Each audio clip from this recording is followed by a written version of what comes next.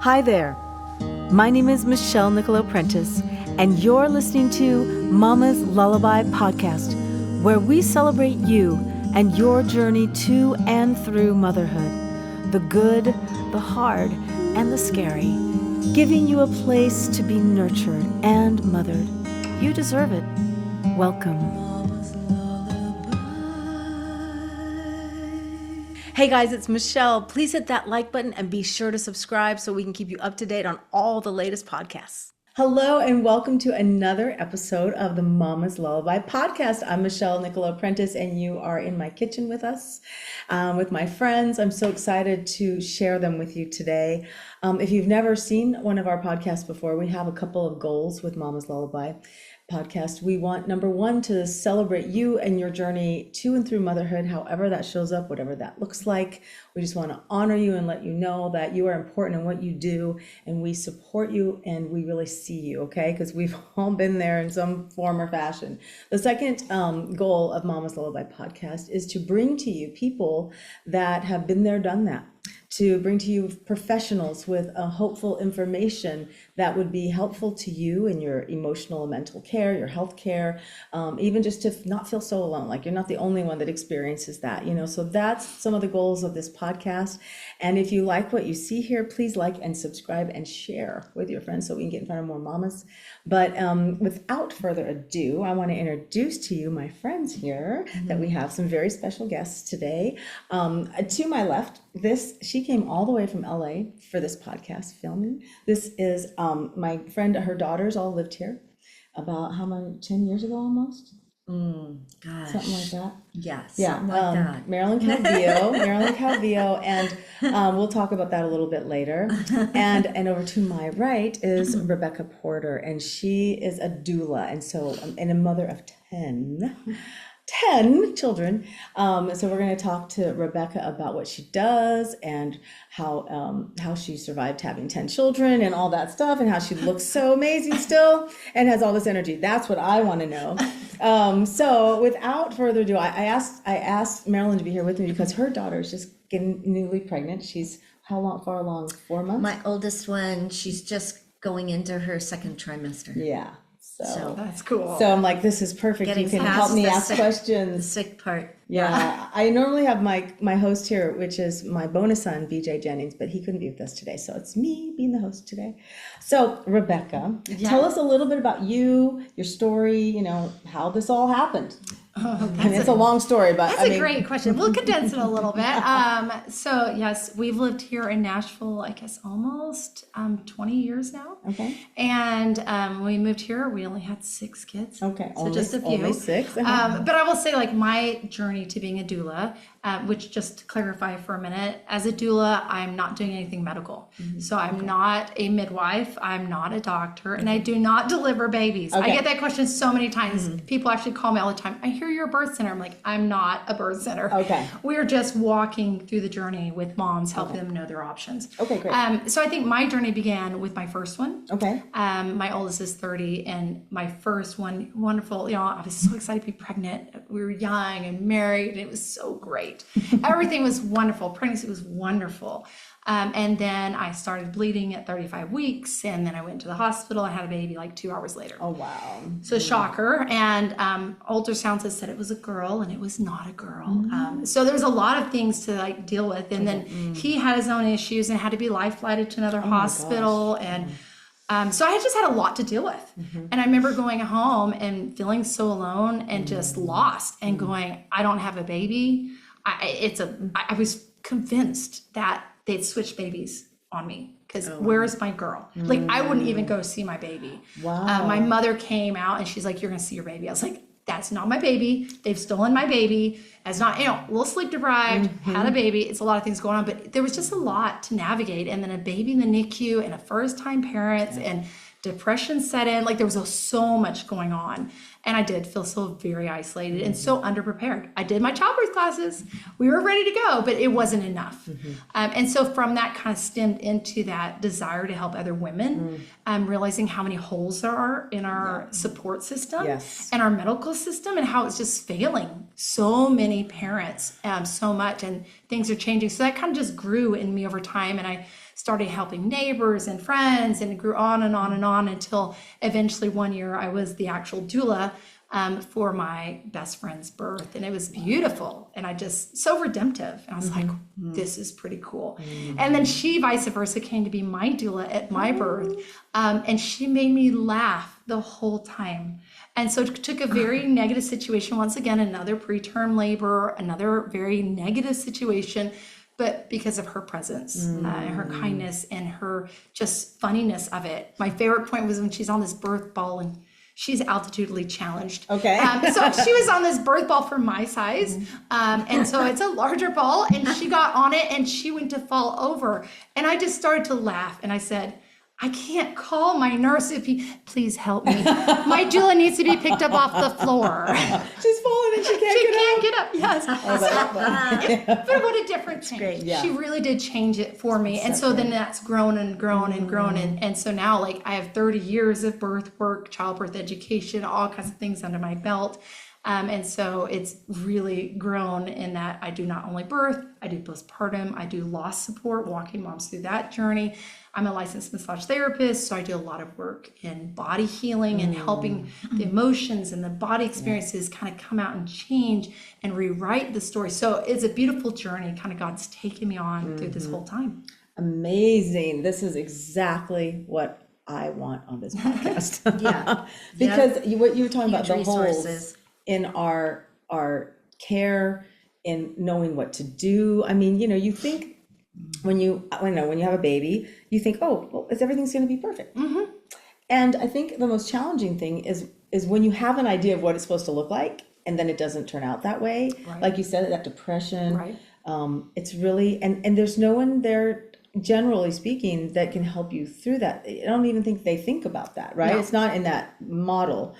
So, okay, so you become a doula, and how many kids did you have by the time you became a doula? Were you just newly into your... Well, I think the first one kind of spurred me anyways. I started doing all kinds of work through that, do a lot of childbirth education and other education. Like, so many moms lacked it. I had a mom who had one of those like ramped up trucks, and she had stitches post-birth, and she got in that truck because nobody told her not to, and tore her stitches and this and that. So it's interesting how many women came across my path that I was like, did you not know this? And like, we had no clue. And then how many partners, so different. When I started birth, like, the partners were starting to get involved, and that's changed where these partners really want to be involved. Right. Nobody tells them how to support. Right. And so you get these situations where these partners want to support, but they've never been trained to support. Right. And so it's been kind of an interesting growth. And so you say, how long has been doing it? I say birth work for 30 years because it's been a constant growth. Constant being like, I'm not going to do this anymore. And then I come back into it. I'm like, okay, not anymore. Oh, back into it. I officially did doula certification in 2013. Okay. I finally thought maybe I should get some legit paperwork behind my name and see if I learned anything. Right. And so that was a good transformation, but that was like my official, I finally have a certificate. Okay. Was in 2013. Okay. So you go into the hospital, or you go to the house, or wherever they're having the baby, you're there. We walk with parents wherever they are. So, And during the pregnancy as well, or okay. yeah, so that's the best part. Some people, I had a client actually just call me this past weekend, and she's like 37 weeks pregnant. I'm thinking about getting a doula. I was like, okay. A little late, but let's go. Right. Because it's the same cost either way. And so we get people to hire us even when they're struggling through infertility. Oh, wow. So we'll walk through them with their That's infertility awesome. journey. And then once they're pregnant, it's like, surprise party, yay. that's And so then we cool. walk and educate. Our main goal is education. Okay. How do you know what to choose if you don't know what's out there? 100%. So we don't want informed compliance. We're going to do this to you now. We want informed consent. So we want them to know what their options are and to be able to choose, because what you choose. And I have to be neutral about it. I have my own opinion. But my goal is to walk with you wherever it is, whether you're a home birth, hospital birth, C-section, induction, natural birth, whatever you choose to do. I, as a doula, walk with you. Right. And if I'm not the doula for you, then find a different doula. Like, there's a lot of doulas out there, but the goal is that you have the support, because the beauty of it, many of these couples have never been through it before. Right. And grandma's great. I've trained a lot of grandmas over the time. They're great, but they also don't have experience. Where we've been to tons of hospitals, tons of home births. We know what's normal, what's not. We're going to alert them to that, make a birth plan, and then help to navigate that. Because we're kind of like that coach. I talk about, if I suddenly said, let's run a marathon, how far would you really get? Right. I probably would not even get a mile. No, I'd be like, hey, Michelle, I don't even have good shoes. Like, where are we going? Right. Are we there yet? Are we there yet? Yes. So that's the nice thing about a doula, is I can say, hey, this is the pathway of this marathon. These are what we need to do to prep. We're going to now do walking, then eventually we're going to run it, so we can be ready for the day of the marathon. Right. And we're going to have the right shoes, the right outfit, the right food. We know the path, like everything's ready to go. And then I'm with you. So if suddenly it's raining or suddenly the path changes, we can be like, great, reorganize, let's do this again. How are we going to change this up? And I'm just with them. And I'm really only the familiar face they know. Because when you go in a hospital setting, you never know who's going to be you there. get whoever's on call. Exactly. You get staff change every 12 hours. Like, even if you get your doctor, in 12 hours, you're going to get somebody else. And so that doula is the person you've set a relationship up with, and then they're with you the whole time. So you build really trust. Man, And I always I'd have tell known that. Right? Yes. And I Where were you when I was having my baby? Yeah, well, it's something that's risen over the years, Yeah, but it's yeah. changed. And I tell the dads, we make you look good. Yeah, that's good. Well, because poor dads, I mean, God bless them. You know, they don't know what to do with, your wife's 1 minute, she's like, I love you. She's like, I hate you. Yeah. I don't know what to do. I mean, bless them. They're Never going to touch me. And then some dads are in the corner like, or they're about to pass what is out. happening to me? The Yes. firing squad. Yes. They're just like, what is happening? I was like, it's okay. I got this one. Yeah. He's like, okay. Yeah, they're probably like so grateful Yeah. for you. They are. Oh my They gosh. are. Do you have any questions you want to ask? Well, I mean, I'm listening to you and I'm thinking, wow, when I was having babies, the order of things was, you get your doctor, you go on your visits, and then you're in the hospital, and my plan was always get to the hospital and get there before it's too late to get an epidural. Because you got to get through this bag of the IV, and it's got to go through your system before you can get an epidural. So, don't screw up. So the thing is, now that my daughter, my oldest one is going to have a baby around Thanksgiving, and I think with COVID and the shift of culture is turning more towards wanting to have your own choices of things, right?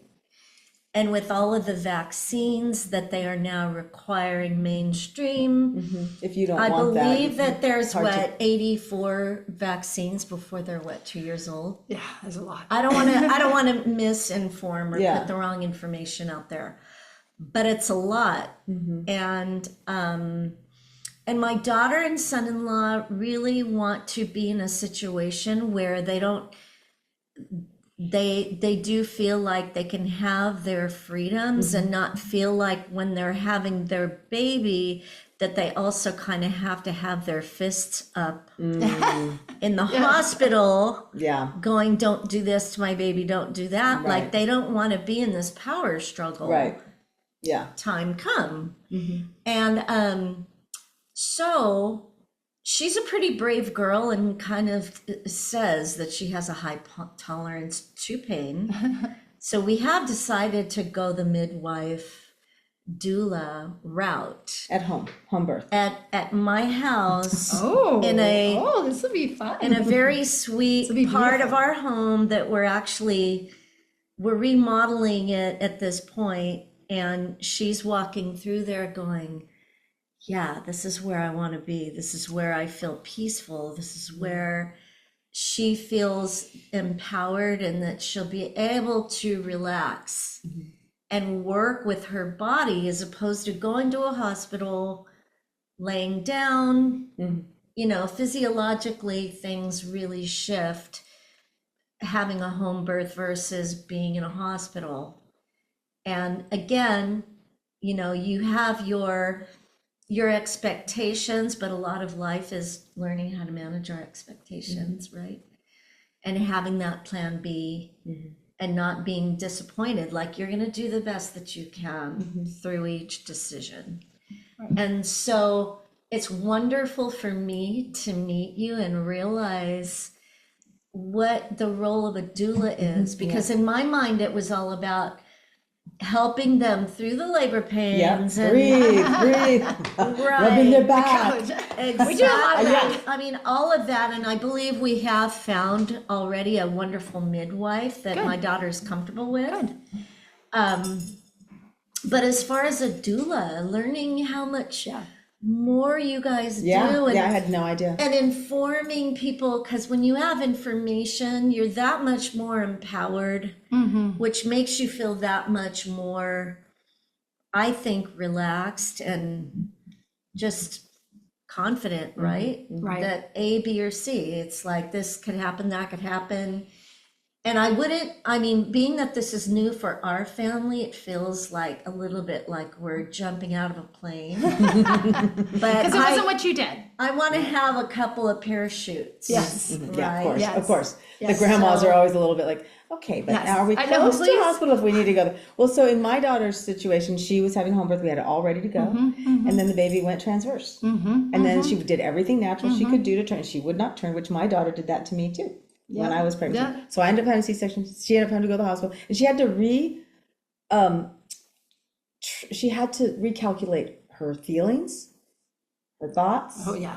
There's grief when you have a plan change. Like there's a lot that goes into that. It's not easy just like, oh, it's okay. We're just going to do this in pink. You know, no, there's a lot that goes into just, I had this planned out and now I'm taking a minute to just, you know, sit back and go like, what is happening? Do I want this? Do I want that disappointment? And letting myself down, letting my family down, like that, my dream just got popped. Like what's happened? What's this mean for the future? Like there's so many what ifs that get changed. That's hard. And I do say one thing that's hard counter is when people plan a home birth is the negative social side of it. Yeah. I've had a client right now who her coworkers here said, do you want your baby to live? And she was like, that's really negative. Like, why is that negative? That's the truth. I was like, okay, we got a lot of stigma going on here. Right. But really that hospital birth is limiting and pushing you. I call it conveyor belt care. They care more about the risk mitigation than they do about you. Yeah. Because they cared about the mom, we would all have an Aveda salon come in and do our hair and nails while we're in labor, right? You know, I get massages, like that's what I want. Yeah, right. But they're really worried about mitigation, right? And risk. And whereas a home birth, you've really just opened your options because someone could transfer to the hospital for wanting an epidural or for the situation. So you just have more options, not less. But society teaches you that there are less. Right. But it does take being educated about your options and being firm, because you're not only fighting society, it's also hard family. I've had a couple home births, one accidental, one planned. Accidental. Yes, our accidental one. And so, great stories. But it's interesting because you get the fear of people and even fear of my family. Oh, you know, I come from a medical doctor community, and so it's like, you're going to have a home birth. Are you crazy? I was like, no. Actually, I want it calm and peaceful where I'm actually in control. I kind of like that. I like to not be woken up all the time. One of my children, I had a hospital here, and I went home because it was noisier at that hospital than in my home. And I was like, I mean, even my grandma told me that. She goes, don't go to the hospital because if you try to sleep, they'll shake the bedpans just to keep you awake. No, it's true. And it is. It's just a very different culture. They have to do their rounds. They have and they have a volume, and they have, and their time is their time. They're not going to wait till your time. So a home birth versus a birth center versus a hospital, very different realms. And we always talk to our clients, say, understand the difference. And so that doula part of our job is to make sure you fit. You know, I had a client who wanted a C-section and they had chosen a birth center. I was like, did you talk to your midwife? Because midwives don't do C-sections here, and you're not going to get that there. Right. So we need to change your location and who you're with. So we help make sure people are a good match. Good, okay. And then we help educate people that there are a ton of home birth midwives here. We're seeing a boom, more demand than we actually have midwives that can provide it. Wow. There's a birth center. They don't live very long around here, but we actually do have a birth center in Nashville, a wonderful birth center. And then we have a hospital. So you have great options. Right. And you have the great option to choose what you want to do, but realize your risk going into it. If you're going into a birth center, the birth center here in Nashville, their C-section rate is 4%. Find somewhere else has a 4% C, like that's amazing. If you get those same midwives and step into the hospital setting, their C-section rate is 12%, which is still great. But once you get into like normal care providers in the hospital, you're looking at 33%. So it's 1 in 3. Wow. Walking in the hospital, no matter what you're doing, Right. you can end in a C-section. Can we talk a little bit about, so my daughter was breech and I was 18 and I was too scared to try and deliver breech. But can you talk about, have you seen breech births? I've delivered 2 myself. Okay. So how does that work exactly? How does that work? That's a great question. So breech, just to remind everybody, so breech means that the baby, instead of being head down, is butt down, or could be feet down, and the head is up. That's the concept behind that. It's totally normal to have a baby who's head up like that till about 36 weeks. So I get clients that freak out, like, I'm 20 weeks, my baby's head up. I'm like, yeah, call me at 36 or 37 and we'll talk. Until then, please, just don't stress Don't worry about it until they, like mine turned it towards the end. They do. They normally turn about 36, No, 37. but she never stayed up. I mean, she never went there you down. go. She stayed up the whole time. And that happens. And that's what happened with Right. And so if you wait until you go into labor, 96% of those turn. So you were just in the 4% that didn't turn. So you're lucky. But the majority of them do turn. Okay. I myself, in my 10 babies, most of them were breech at some point. Okay. 2 of them weren't, and so I delivered them vaginally. One I delivered in a hospital in Kentucky. Great birth, and my last one delivered at home. My husband caught. Because, well, midwife and the EMS, they didn't turn up in time. Oh my So God. she had already told them, she's like, I'm going to prep you to deliver this one. I was like, really? He has a doctorate, but not in medical field. And they're like, he'll be fine. I was like, okay. And he did. He did a fabulous job. Wow. He calls himself a mid-husband. He's like, I'm cool.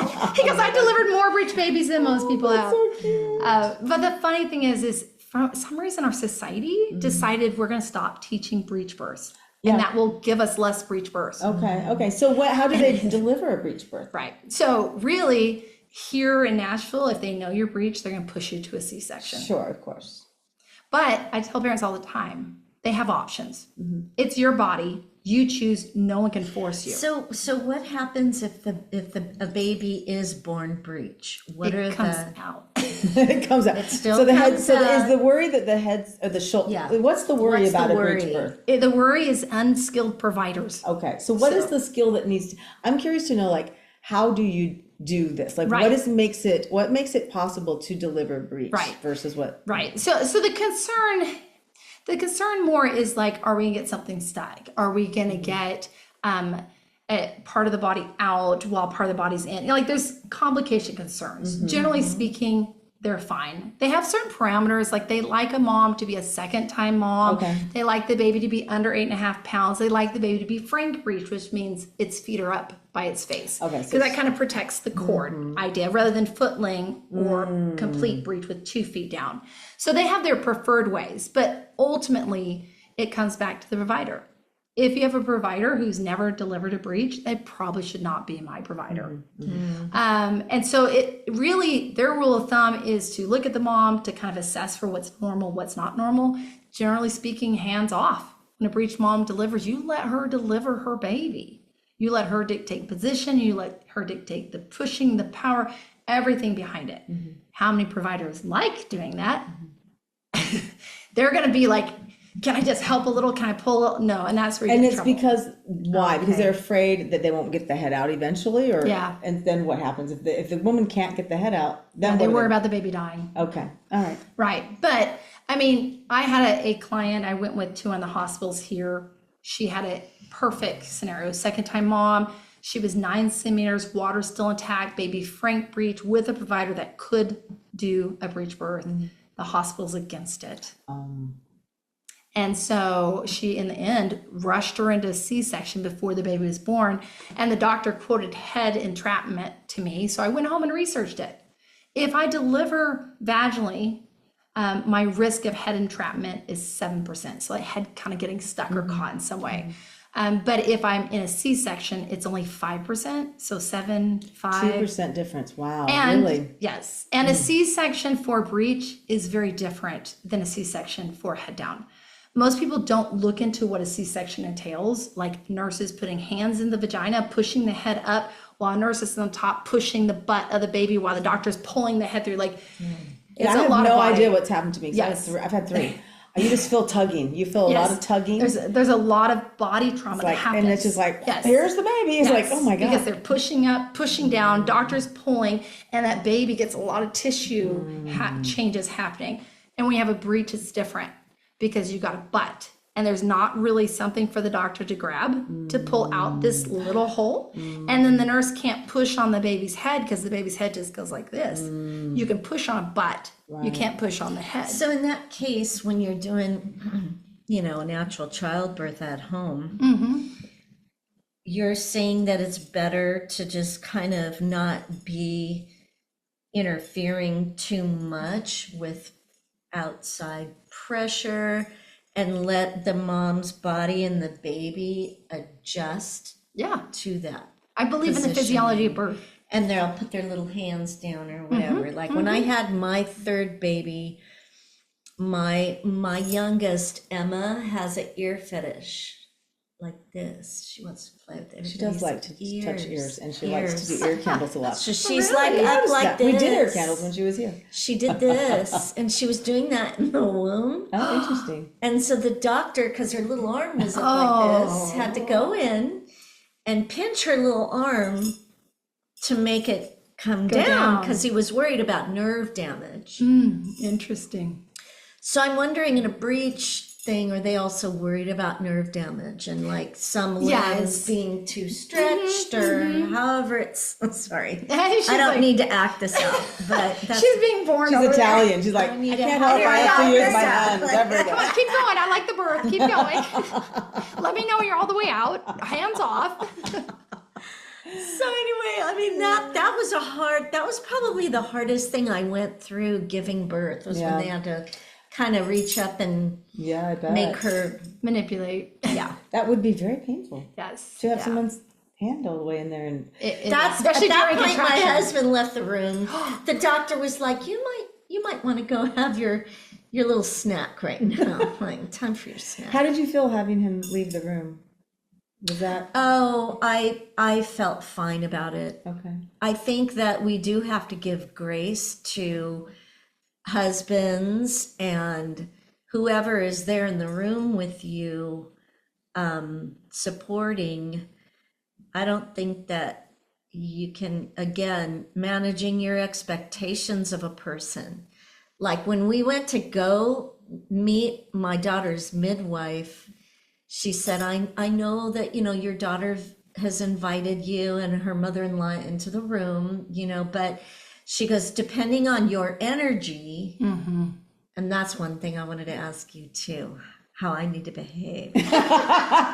Very good, Marilyn. How I need to. I love that she sees I that. know. But not only behave, but really, I mean, because she was saying, you're watching your daughter in this pain, and sometimes the mom's energy can be a hindrance and not a help. And she herself will ask certain people to leave the room until they're in So don't get your space. feelings hurt. Just, it's not necessarily personal, but it is. Yes. But don't take offense. I mean, but I haven't taken offense to them. If you're looking for your ego to be fed by your children, that's a whole other podcast. That's a whole other podcast. So if you're looking for that, we have to manage those expectations. Yes, indeed. As moms. Just give it up. Don't even expect them to boost your ego. Yeah, don't go to them to boost your ego. Few and far between. Go to another woman. Yes, exactly. Say, like, Marilyn, you're amazing. Yeah, you're doing great. Girlfriends cover a lot of ground that children and husbands do not. They do indeed. We need each other. And that is part of Mama's Lullaby podcast, is bringing women together. Yes. To support one another. Yes. I always say this: we can be each other's best friend or worst enemy. Yes. We get to choose. Judgment. And I can say, happen. let's be best friends. Amen. And praise. We need more Oh my praise. gosh, How many yes. times do our kids look and goes, when they're older? When they're little, I get mommy, I love you. yeah. When they're teenagers, like, why did you give me that salt? I wanted this. I was like, or why don't I have my hair care? I was like, okay, dude, like, ma'am, like, can we please get some thank you, mom, for getting, no, we lose all that gratitude. Or time for you to get a paper route, or sell flowers, or do something. That's when you. That's when you go. That's on you. I'm so hoping that you have your own children, so that one day you will understand what you put me through.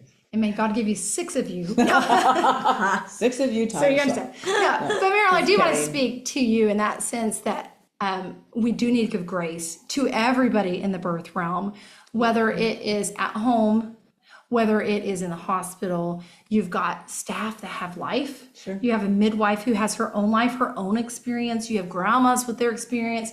The husband and wife, like, they have their own experience. Like, give grace for what it is.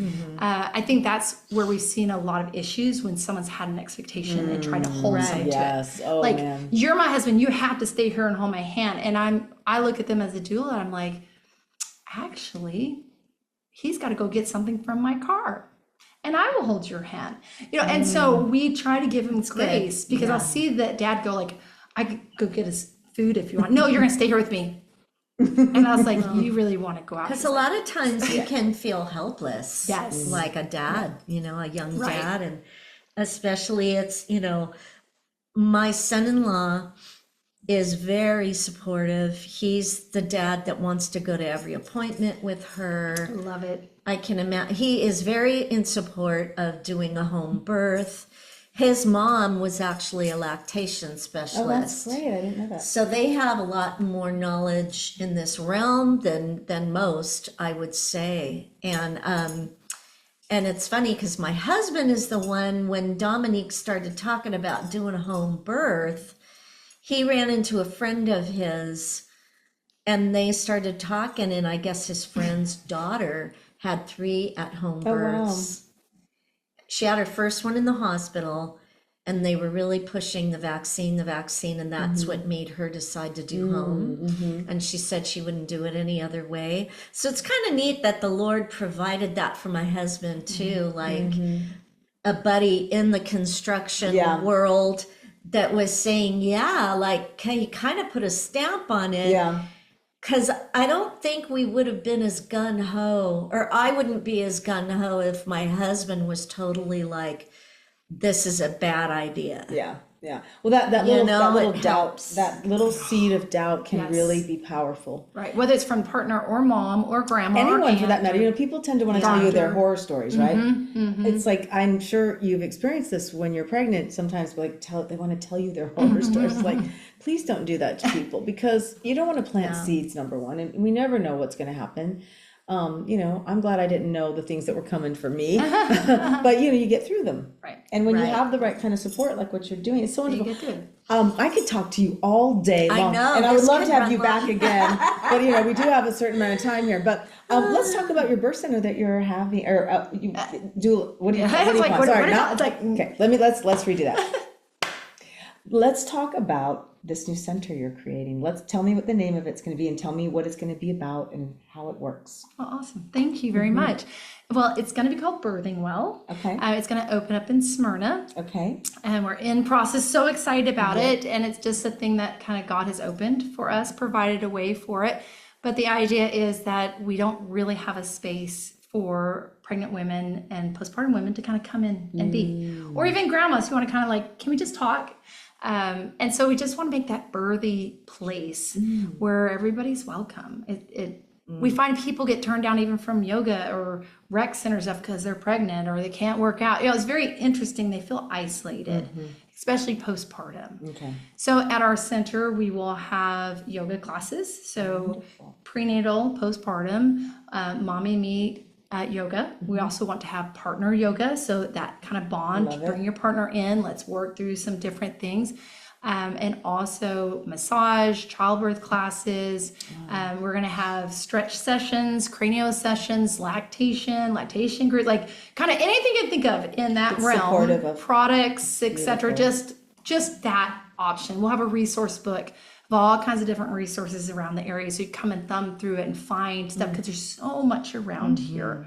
And the idea behind this center is it came from that story in the Bible of the woman, the Samaritan woman, when Christ came to her at the well and he talked to her about living water. And that story just struck me because that woman doubted a little bit. She's like, who do you think you are?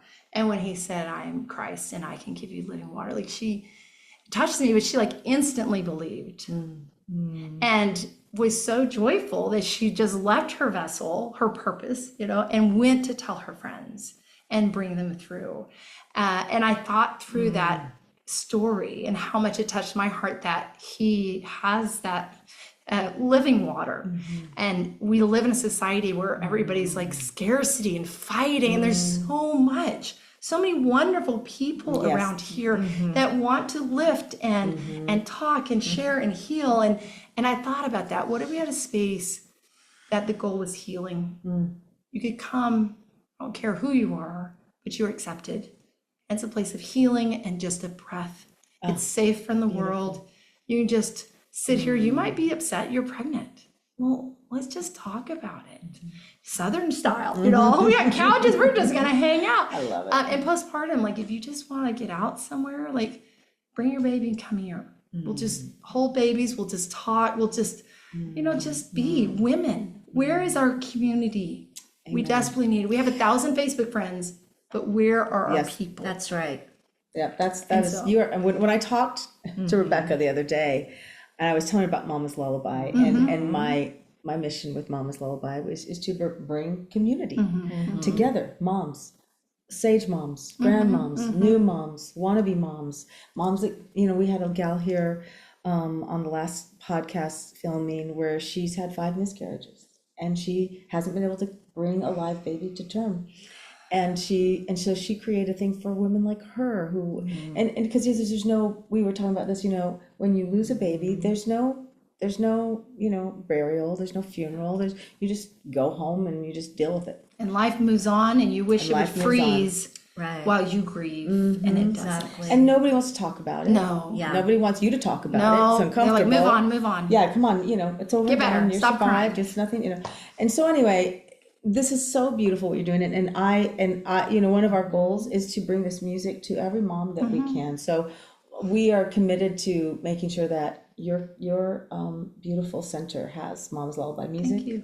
I want to come sing at your opening. Oh, I love it. I It's love so it. Awesome. amazing, and be there for your people, because this is the dream, of us all coming together, supporting. When moms feel loved and supported and healthy, it flows into their children and into their community, and it changes the world. For generations too. Generational. Like when and that's the one thing I want to point out too. It's changed. It's no longer is it my doctor delivered my mom and me and my child. Oh my God. You're just a number. And we have to stand up as a people and say, who cares most for me? Me. And because of that, I'm going to take care of me. I'm going to research me. I'm going to find people who also want to lift me. We need more lifting. Yeah, I agree. And come together and just lift and love and share with one another. And then not judge. Yes. And what a different world it is when we do that. Ain't that the truth? Wow.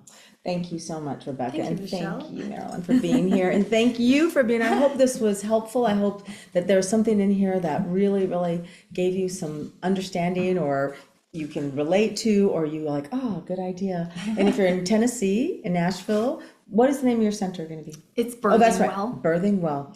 Birthing Well, it's birthingwell.com. Birthingwell.com. Yes. Okay. And if they want to reach you, is there a website, or an email or something that they can reach you as well? That's all in process. Okay, all right. So we have Instagram. We're on Okay, what is Instagram your right now, Instagram and handle? it is Birthing Well. Okay, on so Instagram, follow. and we've almost launched the website, but we're still kind of working on that side of it. So I'm so excited. Well, by the time this podcast is out, it will all be on there, and all the information will be underneath, okay? If you want to support Mama's Lullaby, then please go to mamaslullaby.com and download the music. 2 volumes worth of gorgeous, beautiful songs for you. It's calming, it's relaxing, it's soothing. You'll relate to them and share them with your friends and family. And so we can connect with you in other ways, and sign up for the email so we can know, you can let you know what's happening with Mama's Lullaby. And when we're at the center, we'll be, if you're in Nashville or in Tennessee somewhere, you can join us for the grand opening. We're so excited. So congratulations. Thank you. Thank you for what you do. Thank you for being here. Thank you for what you guys do. Yes, yes. And on that note, bless you all. We love you. Even though we don't know you, if we could wrap our arms around you, we would, and maybe one day we will. But until then, know that you're important, know that we see you, and know that we really do care. So have a great, great day. Bye. Bye.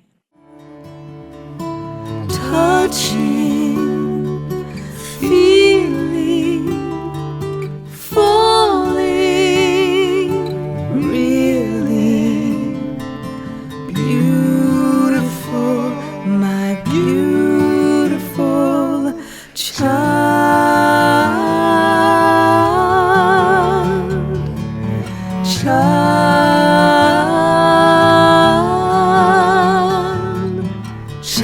of the sunlight, child of the moon, half of my soul, and also with you. If I say a prayer, what else should I do?